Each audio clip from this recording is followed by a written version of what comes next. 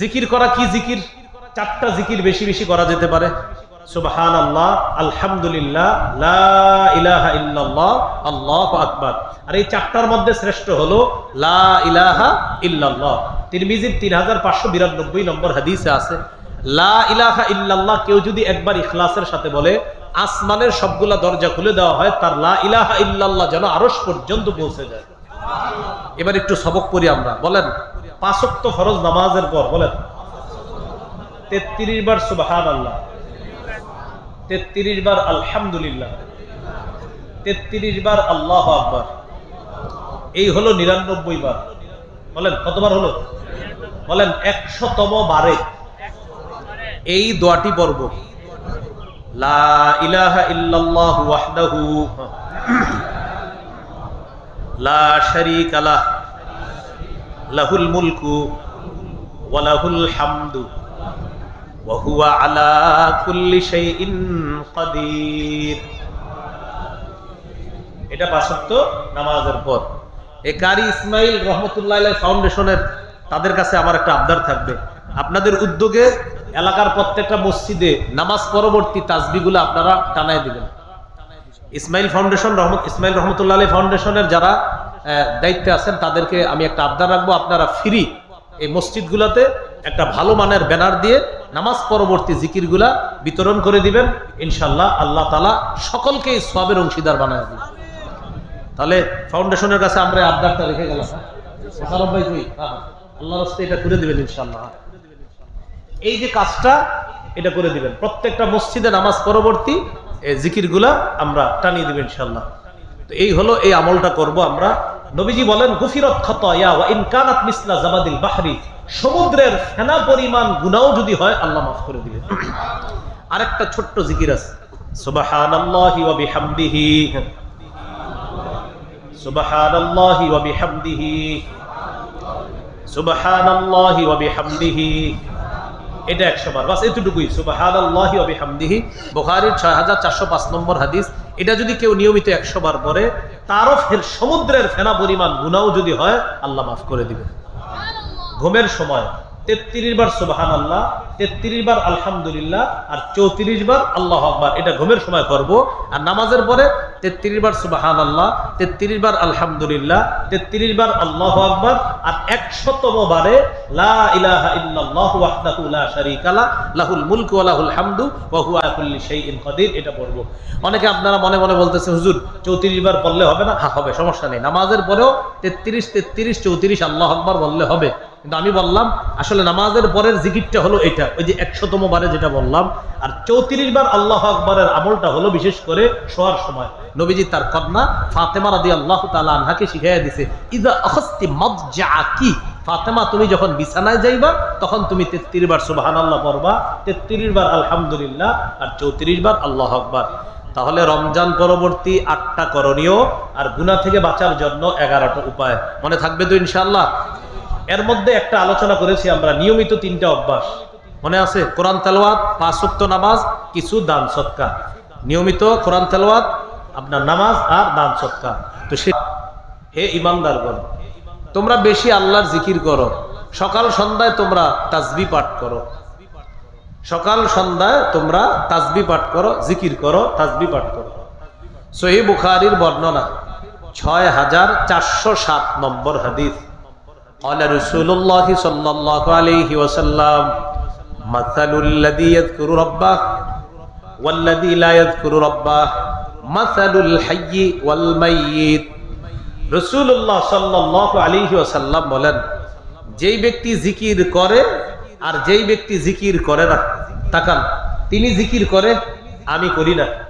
তো বলতেছে যিনি জিকির করে আর যে জিকির করে না, তাদের দুইজনের দৃষ্টান্ত হলো মাসালুল হাইয়ি, জীবিত, ওয়াল মাইয়িতি, মৃত ব্যক্তির মতো।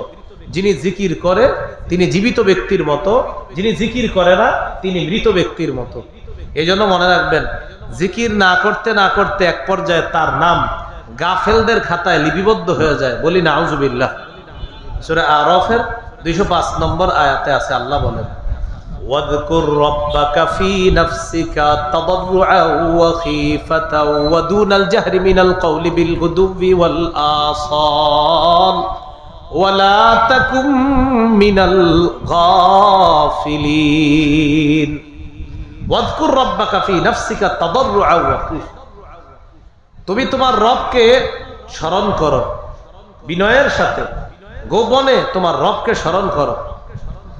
তো আল্লাহ তাআলা এই আয়াতের শেষে বলেছেন ওয়ালা তাকুম মিনাল গাফিলিন, গাফেলদের অন্তর্ভুক্ত হয়েও না। আয়াতের পূর্বাপর মিলাইলে বোঝা যায় যারা জিকির করে তাদের নাম গাফেলদের খাতা থেকে কেটে দেওয়া হয়, আর যারা জিকির করে না এক পর্যায়ে তাদের নামটা গাফেলদের খাতায় লিপিবদ্ধ হয়ে যায়। বলি নাউজুবিল্লাহ। আল্লাহ আমাদেরকে বেশি জিকির করার তৌফিক দান করেন। তিরমিজির হাদিস 3375 নম্বর হাদিস, 3375। এক ব্যক্তি রাসূলুল্লাহ সাল্লাল্লাহু আলাইহি সাল্লামের কাছে আসছে। আসার পর বললেন, ইন্না শারাইআল ইসলামি ক্বাদ কাসুরাত আলাইয়া ইয়া রাসূলুল্লাহ। হুজুর, ইসলামের এত বিধিবিধান আমার মনে থাকে না। মানে এক সাহাবী এসে বলতেছে, হুজুর ইসলামের বিধিবিধান এত বেশি, আমি তো সব মনে রাখতে পারি না। আমাকে এমন কিছু শিখাইয়া দেন যেটা আমি সহজে আমল করতে পারি, আমার মনে থাকবে। আমার আখবিরনি বিশাইইন আতাশাব্বাতু বিহি ইয়া রাসূলুল্লাহ। ইয়া রাসূলুল্লাহ, এমন আমল আপনি আমাকে শিখিয়ে দেন যে আমলটা আমি শক্তভাবে মজবুতভাবে আঁকড়ে ধরে থাকতে পারি। নবীজি বললেন, লা ইয়াজালু লিসানুকা রাতাবাম মিন যিকরিল্লাহ। তোমার জিহ্বাটা সদা সর্বদা যেন আল্লাহর জিকিরে তরু তাজা থাকে, আর এই অবস্থায় যেন তুমি মৃত্যুবরণ করো আল্লাহর জান্নাতের মেহমান। তাহলে জিকির যেন সব সময় জিহ্বায় থাকে, এই জিহ্বাটা যেন জিকিরের মাধ্যমে আমরা তাজা রাখতে পারি। আল্লাহ তৌফিক দান করেন। তিরমিজির বর্ণনা 3377 নম্বর হাদিস। এই হাদিসের মধ্যে আছে, ক্বালা রাসূলুল্লাহ সাল্লাল্লাহু আলাইহি ওয়াসাল্লাম, আলা উনাব্বিউকুম বিখাইরি আ'মালিকুম ওয়া আসকাহা ইনদা মালিকিকুম ওয়া আরফাইহা ফি দারাজাতিকুম। আচ্ছা, আমি কি তোমাদেরকে এমন একটা বিষয় বলবো না যেটা সবচাইতে উত্তম আমল, তোমাদের রবের কাছে অনেক পবিত্র একটা আমল, আবার মর্যাদায় অনেক বেশি পরিমাণে তোমার মর্যাদা হবে এমন একটা আমল? মানে আমল একটা, যে একটার উপকারিতা, এটা একটা শ্রেষ্ঠ আমলের অন্তর্ভুক্ত, তোমাদের রবের কাছে এটা একটা পবিত্র সবচেয়ে আমল, আবার মর্যাদাও তোমার অনেক বেশি বাড়বে, এমন একটা আমল কি বলবো না? ও আরো বলছে, ও খায়রুন লাকা মিন ইনফাকিজ যাহাবি ওয়াল ওয়ারদ। স্বর্ণ রূপা দান করার চাইতে উত্তম। মানে এক আমল এতগুলা উপকারিতা। সাহাবীরা বললেন, হুজুর বলেন। فقال رسول الله صلى الله عليه وسلم ذكر الله تعالى। আল্লাহর জিকির করা, আল্লাহর জিকির করা শ্রেষ্ঠ একটা আমল। আল্লাহর জিকির করা আল্লাহর কাছে পবিত্র একটা আমল। আল্লাহর জিকির করা তোমার মর্যাদা উন্নীত হওয়ার কারণ। আল্লাহর জিকির করা স্বর্ণ রূপা দান করার চাইতে আরো উত্তম। তাহলে রমজান পরবর্তী কয় নাম্বার গেল এটা? 5 নাম্বার। রমজান পরবর্তী 5 নাম্বার কাজ জিকির করা। এই অভ্যাসটা ধরে রাখবো আমরা। আল্লাহ তৌফিক দান করেন।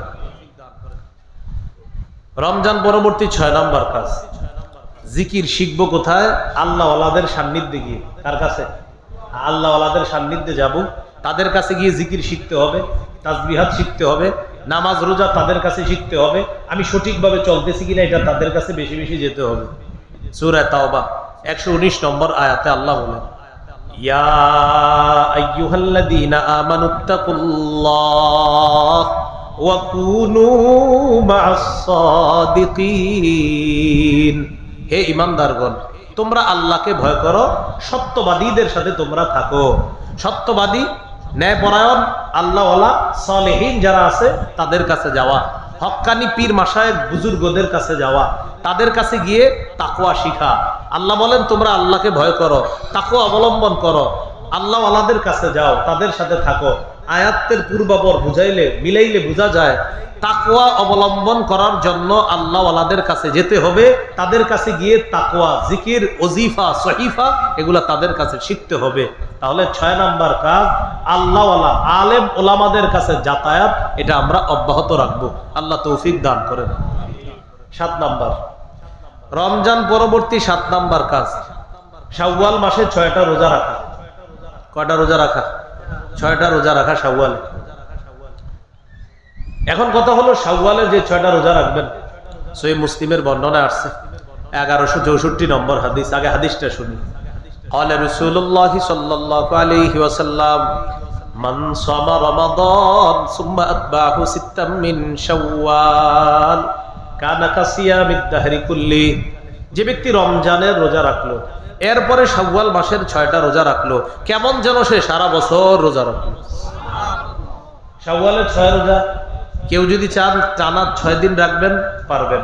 কেউ যদি চান না আমি এই সপ্তাহে 2টা রাখবো, পরের সপ্তাহে 2টা, পরের সপ্তাহে 2টা, তাও হবে।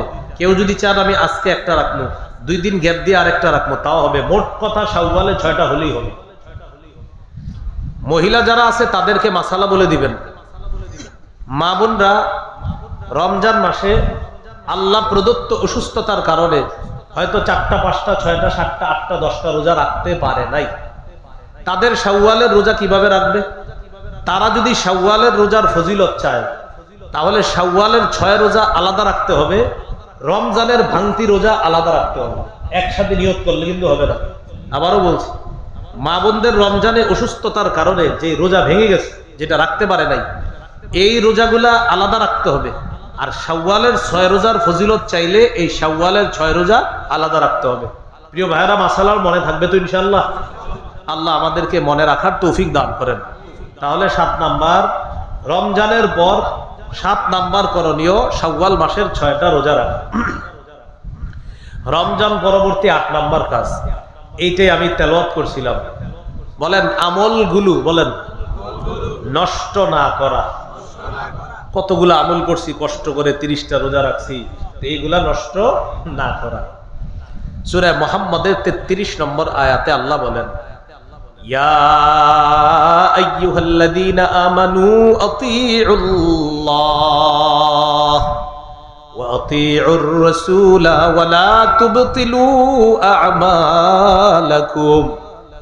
হে ঈমানদারগণ, তোমরা আল্লাহর আনুগত্য করো, রাসূলুল্লাহ সাল্লাল্লাহু আলাইহি সাল্লামের আনুগত্য করো, তোমাদের আমলগুলা তোমরা নষ্ট করে দিও না।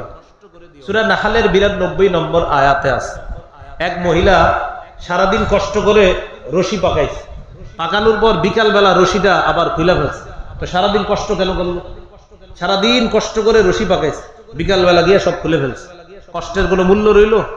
আল্লাহ বলেন, ওয়ালা তাকুনু কাল্লাতী নাকাদাত গাজলাহা মিন বা'দি কুওয়াতিন আনকাসা। তোমরা ওই নারীর মতো হয়ো না যেই নারী মজবুত ভাবে রশি পাকানোর পর ওই রশিটা আবার টুকরা টুকরা করে ফেলে, তোমরা তার মতো হয়ো না। আল্লাহ কি বুঝাইতে চাইলেন? কষ্ট করে আমল করার পর এমন কিছু করবা না যেটার কারণে তোমাদের আমলগুলা বরবাদ হয়ে যায়। যেমন শিরিক করে ফেললেন, সব শেষ। শিরিক করলে সব শেষ। সূরা জুমারের 65 নম্বর আয়াতে আল্লাহ বলেন, ওয়ালাকাদ উহিয়া ইলাইকা ওয়া ইলাল্লাযীনা মিন ক্বাবলিক লাইন আশরাকতা লায়াহবাতান্না আমালুকা। নবী, আপনার পূর্বের রাসূলদের প্রতিও এই ওহী প্রেরণ করা হয়েছে। আপনাকে ওই ওহী দেওয়া হলো, যদি আপনিও শিরিক করেন, আল্লাহর নবীকে আল্লাহ বলতেছে, আপনিও যদি শিরিক করেন, লায়াহবাতান্না আমালুকা, অবশ্যই অবশ্যই আপনার আমলও বরবাদ হয়ে যাবে, আপনার আমলও নষ্ট হবে। নবীকে বলতেছে আপনি শিরিক করলে আপনার আমলও বরবাদ হয়ে যাবে। তাহলে এ হলো 8 নাম্বার, রমজান পরবর্তী 8 নাম্বার কাজ, আমলগুলাকে নষ্ট না করা। আল্লাহ কথাগুলা মনে রাখার তৌফিক দান করেন। এই রমজানের পরে 8টা করণীয় মনে থাকবে তো ইনশাআল্লাহ?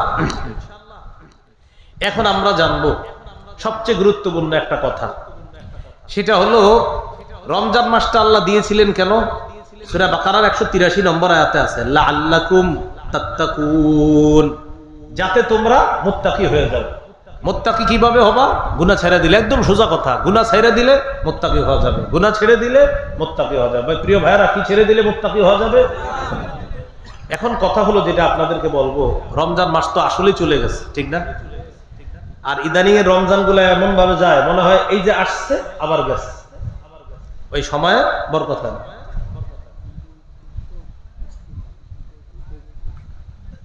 তো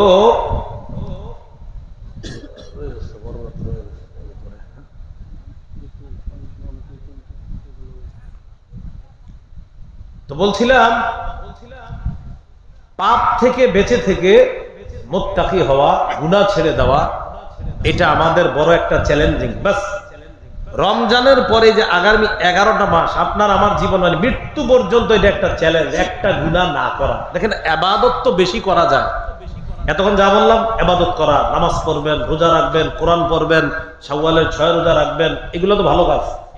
কিন্তু গুরুত্বপূর্ণ কথা কি জানেন? গুনাহ না করা। কি না করা? গুনাহ না করা। তিরমিজির হাদিস 3545 নম্বর হাদিস। এই হাদিসের মধ্যে আছে قال رسول الله صلى الله عليه وسلم رغم أنف رجل دخل عليه رمضان ثم انسلخ قبل أن يغفر له। রাসূলুল্লাহ সাল্লাল্লাহু আলাইহি সাল্লাম বলেন, ওই ব্যক্তির নাম ভুলুণ্ঠিত হোক, ধুলোয় দূষিত হোক, যার কাছে রমজান মাস আসলো কিন্তু সে রমজান শেষ হয়ে গেল, তার গুনাহ মাফ হলো না, এই ব্যক্তি ধ্বংস হোক, যাকে গুনাহ মাফ করার আগেই রমজান শেষ হয়ে গেল। তার জন্য নবীজি কি করলেন? বদদোয়া করলেন, সে ধ্বংস হোক। তাহলে এখান থেকে বোঝা যায় যে রমজান মাস তো আসলেই চলে গেছে, এখন আমাদের গুনাহ মাফ হলো কিনা সেটা তো আমরা জানি না। এই জন্য আমরা এখন সংক্ষেপে জানবো গুনাহ মাফের 11টা উপায়। প্রিয় ভাইয়েরা, কয়টা উপায়? হ্যাঁ, 11টা উপায় আমরা জানবো গুনাহ মাফের। তাহলে রমজান পরবর্তী 8 কাজ, আর এখন জানবো গুনাহ থেকে মুক্ত থাকার জন্য কয় কাজ? 11 কাজ। 8 আর 11 কত হবে? 19। এই 19টা আলোচনাই আজকের আলোচনা। 11টা করণীয় কি কি? 1 নাম্বার, খাঁটি তওবা করা। কি করা? খাঁটি তওবা করা। সূরা তাহরীমের 8 নম্বর আয়াতে আল্লাহ বলেন, ইয়া আইয়ুহাল্লাযীনা আমানু তুবু ইলাল্লাহি তাওবাতান নাসুহা। হে ঈমানদারগণ, তোমরা আল্লাহর কাছে খাঁটি তওবা করো, একনিষ্ঠ তওবা। আসা রাব্বুকুম আইয়ুকাফিরা আনকুম সাইয়্যাতিকুম। আশা করা যায় তোমাদের রব তোমাদের গুনাহগুলা maaf করে দিবেন। ইবনে মাজার হাদিস 4250 নম্বর হাদিস। قال رسول الله صلى الله عليه وسلم التائب من الذنب كمن لا ذنب له। রাসূলুল্লাহ সাল্লাল্লাহু আলাইহি সাল্লাম বলেন, গুনাহ থেকে তওবাকারী ব্যক্তি তার মতো হয়ে যায় যার কোনো গুনাহ নাই। গুনাহ থেকে তওবাকারী ব্যক্তি তার মতো হয়ে যায় যার কোনো গুনাহ নাই। এখন গুরুত্বপূর্ণ একটা কথা, তওবার মৌলিক 3টি শর্ত। কয়টি? 3টি। সাথে আরেকটি আমরা অ্যাড করব শেষে। হলো কয়টা? 4টা। 1 নাম্বার, গুনাহ থেকে ফিরে আসা, প্রথম শর্ত। 2 নাম্বার, অনুতপ্ত হওয়া, যে আমি যে গুনাহটা করলাম ছি ছি ঠিক করি না, এটা 2 নাম্বার। 3 নাম্বার, দৃঢ় প্রতিজ্ঞা করা আমি জীবনে এটা আর করব না। আবার বলছি আমি, 1 নাম্বার গুনাহ থেকে ফিরে আসা, 2 নাম্বার আর নাদামু, অনুতপ্ত হওয়া। ইবনে মাজাহ 4252 নাম্বার হাদিসে আছে, আর নাদামু আত-তাওবা, অনুতপ্ত হওয়াটাই তওবা। কোন বান্দা যদি গুনাহের উপর অনুতপ্ত হয়, সাথে সাথে তার তওবা আল্লাহ কবুল করেন। 3 নাম্বার আল আযামু বিল জাযম, দৃঢ় প্রতিজ্ঞা করা যে আমি জিন্দেগিতে এই গুনাহ আর করব না। কয়টা হলো? কিন্তু আমরা মোট কয়টা জানবো? মৌলিক 3টা, সাথে শেষে আরেকটা কি করব? অ্যাড করব। হলো কয়টা? শেষেরটা কি গুরুত্বপূর্ণ বেশি, শোনেন। বান্দার হক যদি মাইরা থাকেন, এটা আদায় করতে হবে। বান্দার হক আমার জিম্মায় থেকে থাকলে এটা আদায় করতে হবে। এটা কিন্তু আল্লাহ মাফ করবে না, এটা আমি আপনি মাফ চেয়ে নিতে হবে তার কাছে। এই 4টি শর্তে তওবা করব। আল্লাহ আমাদেরকে তৌফিক দান করেন। তাহলে গুনাহ মাফের 1 নাম্বার উপায় খাঁটি তওবা। 2 নাম্বার ইস্তেগফার পড়া। সূরা আলী ইমরানের 135 নম্বর আয়াতে আল্লাহ বলেন, ওয়াল্লাযীনা ইযা ফাআলু ফাহিশাতান আও যালামু আনফুসাহুম যাকারুল্লাহ ফাস্তাগফারু লিযুনুবিহিম ওয়া মান ইয়াগফিরুয যুনুবা ইল্লাল্লাহ ওয়া লাম ইউসিররু আলা মা ফাআলু ওয়া হুম ইয়ালামুন। যারা কোনো অশ্লীল কাজ করে ফেলে, সাথে সাথে আল্লাহকে স্মরণ করে, সাথে সাথে ইস্তেগফার পাঠ করে, আর এই গুনাহ বারবার করে না, আল্লাহ বলে আমি আল্লাহ ছাড়া গুনাহ মাফ করার আছেই বাকে, আমি তো তোমাকে মাফ করে দিব। আয়াতে 4টা কথা আসছে। অশ্লীল কাজ করে ফেলছেন, সাথে সাথে আল্লাহকে স্মরণ করেছেন, সাথে সাথে ইস্তেগফার পাঠ করেছেন, সাথে সাথে নিয়ত করছেন এটা বারবার করব না। এই 4টা একসাথে পাওয়া গেছে। গুনাহ হয়ে গেছে, সাথে সাথে আল্লাহর স্মরণ, সাথে সাথে ইস্তেগফার, সাথে সাথে নিয়ত, ছি ছি এটা কি করলাম, আর করব না। আল্লাহ বলেন ওয়ামাইয়াগফিরুয যুনুবা ইল্লাল্লাহ, আরে আল্লাহ ছাড়া গুনাহ মাফ করার আছে কে? আমি তো গুনাহ মাফ করি। তাহলে 2 নাম্বার, বেশি বেশি ইস্তেগফার পড়া। ইস্তেগফার সংক্ষেপে পড়তে পারেন, আস্তাগফিরুল্লাহ আস্তাগফিরুল্লাহ আস্তাগফিরুল্লাহ, এইটুকু বলা যায়। আরেকটু বাড়ায় পড়তে পারেন, আস্তাগফিরুল্লাহাল্লাযী লা ইলাহা ইল্লা হুয়াল হাইয়ুল কাইয়্যুম ওয়া আতুবু ইলাইহি, এতটুকু পড়া যায়। তাহলে গুনাহ মাফের 2 নাম্বার উপায় বেশি বেশি ইস্তেগফার পড়া। গুনাহ মাফের 3 নাম্বার উপায়, এটা আমার সাথে বললে মনে থাকবে, বলেন, ক্ষমা পাওয়ার আশায় বারবার ক্ষমা চাওয়া। ক্ষমা পাওয়ার আশায় বারবার আল্লাহর কাছে ক্ষমা চাওয়া। তিরমিজির হাদিস, 3540 নম্বর হাদিস। এই হাদিসটি হাদিসে কুদসি। আল্লাহ তাআলা বলেন, ইয়া ইবনা আদম ইন্নাকা মা দাউতানি ওয়া রাজাউতানি গফারতু লাকা আলা মা কানা মিনকা ওয়ালা উবালি। হে আদম সন্তান, ক্ষমা পাওয়ার আশায় তুমি যতক্ষণ আমাকে ডাকবা, ক্ষমা পাওয়ার আশায় তুমি যতবার আমাকে ডাকো, ততবার আমি আল্লাহ তোমাকে মাফ করে দেই, এতে আমি আল্লাহ কারো পরোয়া করি না। ক্ষমা পাওয়ার আশায় যতবার ডাকো আমি ততবার তোমাকে ক্ষমা করি। এ হলো 3 নাম্বার। গুনাহ মাফের 4 নাম্বার উপায়, রাসূলুল্লাহ সাল্লাল্লাহু আলাইহি সাল্লামের পূর্ণ আনুগত্য করা। রাসূলুল্লাহ সাল্লাল্লাহু আলাইহি সাল্লামের পূর্ণ আনুগত্য করা। সূরা আলী ইমরানের 31 নম্বর আয়াতে আল্লাহ বলেন, কুল ইন কুনতুম তুহিব্বুনাল্লাহ ফাত্তাবিউনি ইউহিব্বুকুমুল্লাহ ওয়া ইয়াগফির লাকুম যুনুবাকুম ওয়াল্লাহু গফুরুর রহিম। নবী আপনি বলেন, যদি তোমরা আল্লাহকে ভালোবাসো তাহলে আমার অনুসরণ করো। নবী আপনি জানায়া দেন, আপনার উম্মত যদি আপনার অনুসরণ করে, আমি আল্লাহ ঘোষণা করলাম ইউহিব্বুকুমুল্লাহ, আল্লাহ তোমাদেরকে ভালোবাসবেন, ওয়া ইয়াগফির লাকুম যুনুবাকুম, তোমাদের জীবনের সমস্ত গুনাহ আল্লাহ মাফ করে দিবেন। এই হলো 4 নাম্বার, রাসূল সাল্লাল্লাহু আলাইহি সাল্লামের পূর্ণ আনুগত্য করা। নবীজির পূর্ণ আনুগত্য মানে কি? ব্যক্তি জীবন, পারিবারিক জীবন, সামাজিক জীবন, অর্থনৈতিক জীবন, রাষ্ট্রীয় জীবন, আন্তর্জাতিক জীবনে আল্লাহ রসুলের আদর্শ বাস্তবায়নের মাধ্যমে নবীর পূর্ণ অনুসরণ করা। আপনি মেসওয়াক করলেন, এটাও সুন্নত। আপনি ঘর থেকে ডান পা দিয়ে বের হলেন, আপনি ঘর থেকে বের হওয়ার সময় বিসমিল্লাহি তাওয়াক্কালতু আলাল্লাহ পড়লেন, মসজিদে ডান পা দিয়ে ঢুকলেন, বাম পা দিয়ে বের হলেন, দোয়া পড়লেন, সব ঠিক আছে, এগুলো সুন্নাত।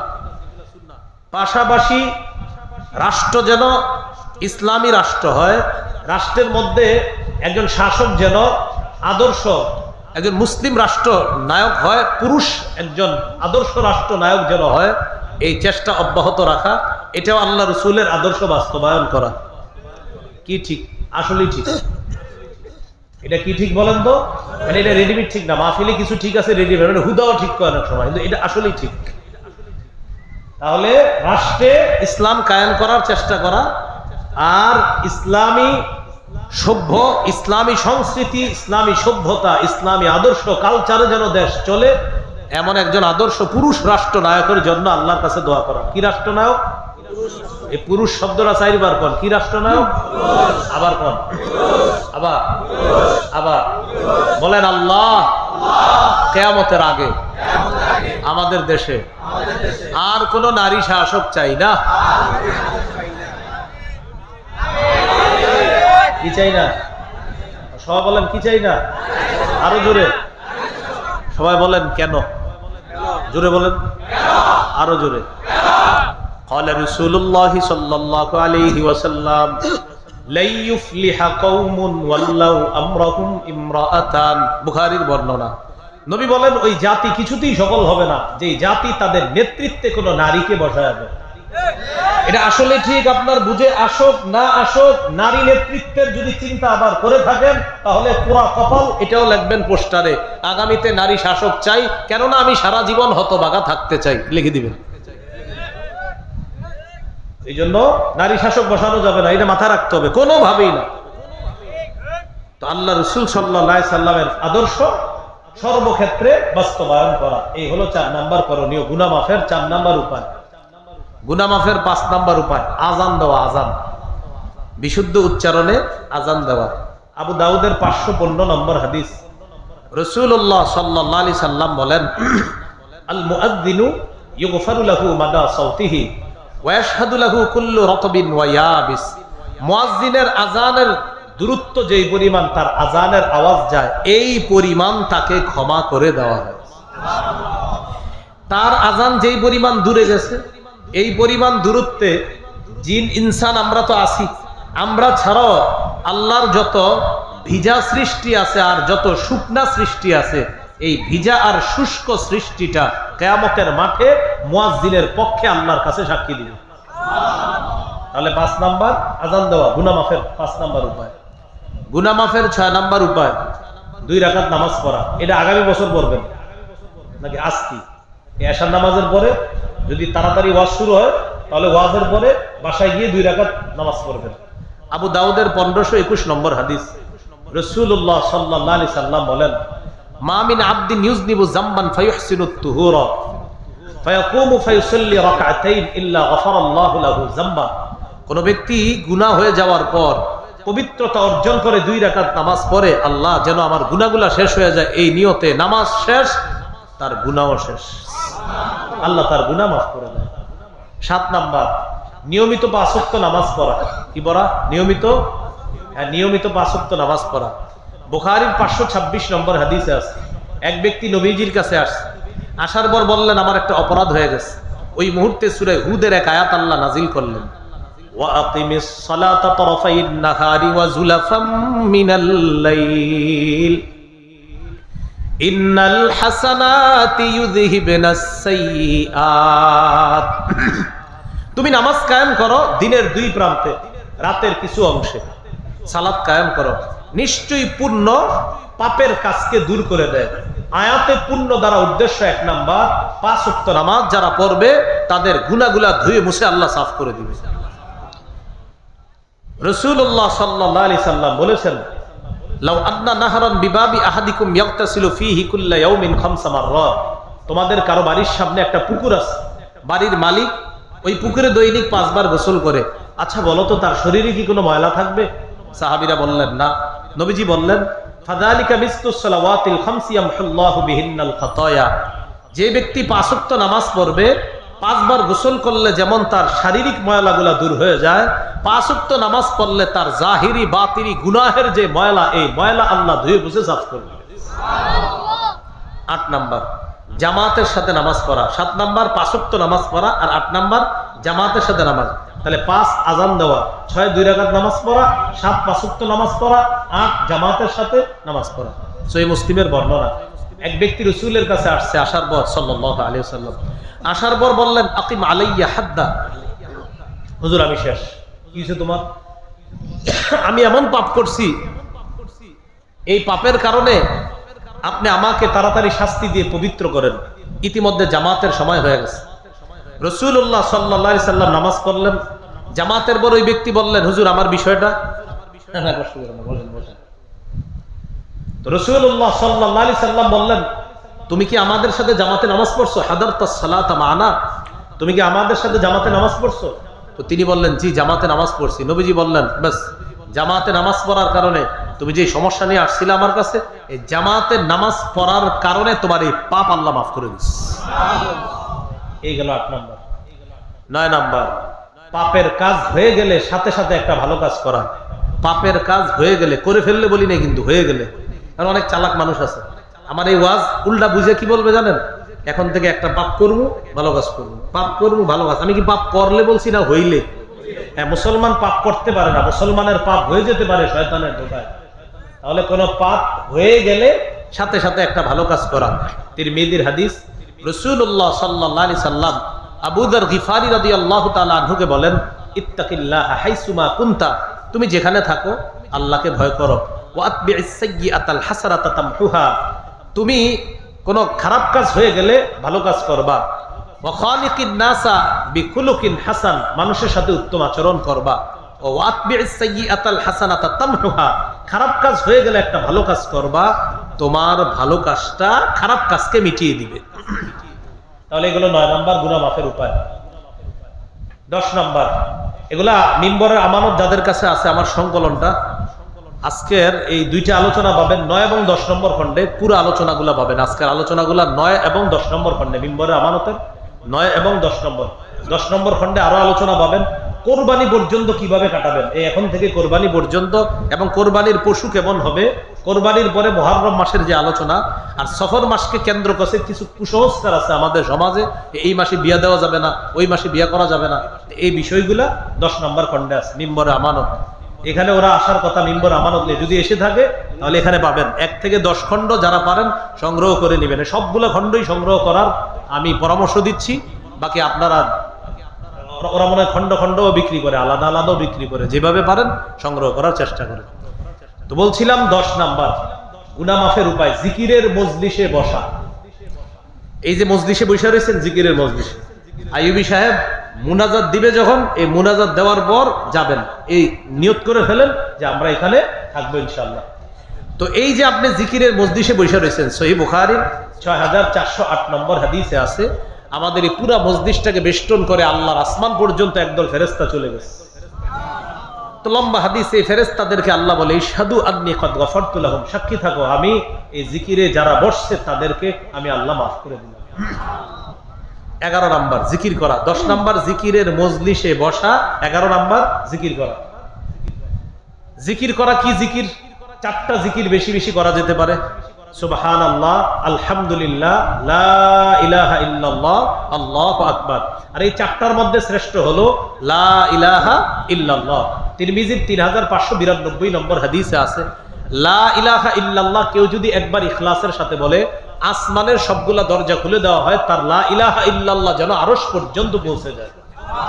এবার একটু সবক পড়ি আমরা, বলেন 5 ওয়াক্ত ফরজ নামাজের পর বলেন 33 বার সুবহানাল্লাহ, 33 বার আলহামদুলিল্লাহ, 33 বার আল্লাহু আকবার। এই হলো 99 বার। বলেন কতবার হলো? বলেন 100তম বারে এই দোয়াটি পড়ব, লা ইলাহা ইল্লাল্লাহু ওয়াহদাহু লা শারীকা লাহ লাহুল মুলকু ওয়া লাহুল হামদু ওয়া হুয়া আলা কুল্লি শাইইন কাদির। এটা 5 ওয়াক্ত নামাজের পর।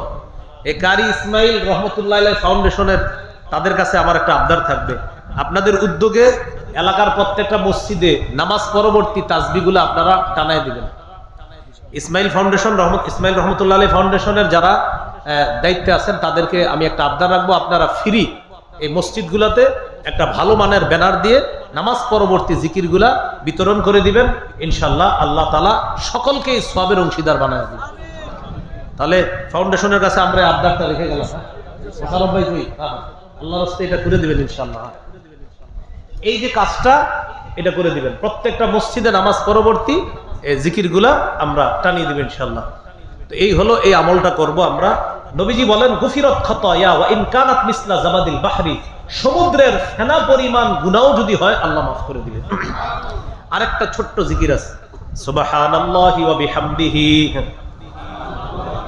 সুবহানাল্লাহি ওয়া বিহামদিহি, সুবহানাল্লাহি ওয়া বিহামদিহি। এটা 100 বার, বাস এতটুকুই, সুবহানাল্লাহি ওয়া বিহামদিহি। বুখারীর 6405 নম্বর হাদিস। এটা যদি কেউ নিয়মিত 100 বার পড়ে, তারও সমুদ্রের ফেনা পরিমাণ গুনাহও যদি হয় আল্লাহ মাফ করে দিবে। ঘুমের সময় 33 বার সুবহানাল্লাহ, 33 বার আলহামদুলিল্লাহ আর 34 বার আল্লাহু আকবার, এটা ঘুমের সময় করব। আর নামাজের পরে 33 বার সুবহানাল্লাহ, 33 বার আলহামদুলিল্লাহ, 33 বার আল্লাহু আকবার, আর 100তম বারে লা ইলাহা ইল্লাল্লাহু ওয়াহদাহু লা শারীকা লাহ লাহুল মুলকু ওয়া লাহুল হামদু ওয়া হুয়া আলা কুল্লি শাইইন কাদির। এটা পড়ব। অনেকে আপনারা মনে মনে বলতেছেন, হুজুর 34 বার পড়লে হবে না? হ্যাঁ হবে, সমস্যা নেই। নামাজের পরেও 33 33 34 আল্লাহু আকবার বললে হবে। কিন্তু আমি বললাম আসলে নামাজের পরের জিকিরটা হলো এটা, ওই যে 100তম বারে যেটা বললাম। আর 34 বার আল্লাহু আকবারের আমলটা হলো বিশেষ করে শোয়ার সময়। নবীজি তার কন্যা ফাতেমা রাদিয়াল্লাহু তাআলা আনহাকে শিখাইয়া দিয়েছে, ইযা আখাসতি মাদজাআকি ফাতেমা তুমি যখন বিছানায় যাইবা তখন তুমি 33 বার সুবহানাল্লাহ পড়বা, 33 বার আলহামদুলিল্লাহ, আর 34 বার আল্লাহু আকবার।